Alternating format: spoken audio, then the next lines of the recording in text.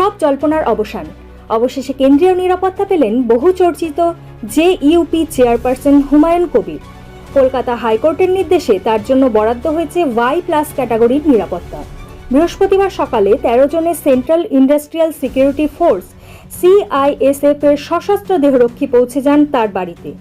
সম্প্রতি রাজ্যের বিভিন্ন জেলায় তার গাড়ি আটকানো, হেনস্থা এবং প্রাণনাশের হুমকির অভিযোগ উঠেছিল।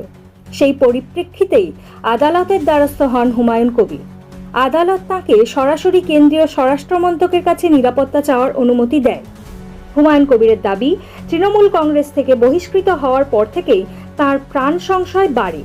নতুন রাজনৈতিক দল গঠন এবং বেলডাঙ্গায় বাবরি মসজিদের শিলান্যাসের পর থেকেই ফোনে একাধিক হুমকি আসছে বলেও অভিযোগ তাঁর। রাজ্য পুলিশের নিরাপত্তায় আস্থা না থাকায় আদালতে সেই কথাও জানান তিনি। আদালত স্পষ্ট জানিয়ে দেয়, কেন্দ্র যদি নিরাপত্তা দেয় তবে তার সমস্ত খরচ বহন করতে হবে হুমায়ুন কবিরকেই। শেষ পর্যন্ত তাঁর দাবি মতো G+ না হলেও Y+ ক্যাটাগরির কেন্দ্রীয় নিরাপত্তা পেলেন তিনি। Bureau report, Bangla news. কোর্টের কাছে যেহেতু বাবরি মসজিদ করার জন্য আমাকে উত্তরপ্রদেশ থেকে শুরু করে, বোম্বাই থেকে শুরু করে বিভিন্ন জায়গায় এবং কি কলকাতারও বিজেপির কিছু নেতা জানেন যে ডাইরেক্ট হুমকি দিয়েছে যে আমাকে প্রাণে মেরে ফেলা হবে, আমার গর্দান কেটে দেওয়া হবে। এই সমস্ত হুমকি অনেক পেয়েছি।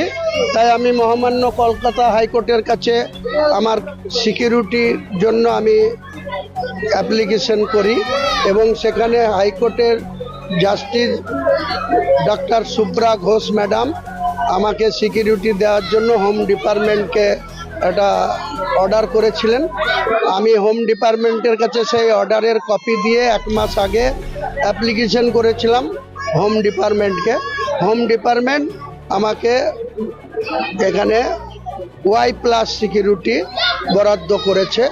সবসময় আমার সঙ্গে, আমার বাড়িতে এবং আমার সঙ্গে যেখানে আমি মুভমেন্ট করব, আমার সঙ্গে সিকিউরিটি থাকবে, কেন্দ্রীয় সিকিউরিটি।